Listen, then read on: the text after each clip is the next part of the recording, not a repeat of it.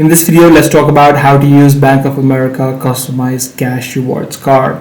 Now, in order to do this, you can start off by selecting a specific monthly category in order to earn the 3% cashback alongside the automatic 2% cashback that you get at grocery stores as well as wholesale clubs. So you can simply head over to your particular account, which is the customized cash rewards credit card that should be visible within the account section, and within it you can simply select a category such as gas or EV or online shopping, depending upon what you mostly use Bank of America for your spending. And once that is done, you'll be able to get the 3% cashback on the total spending that you make per month. So that's the way that you do it, and you'll be able to redeem all of your cashbacks within the particular category as well, or within the particular account that you have within the redeem section. So that's pretty much all there is to it. If this video was helpful to you, be sure to subscribe.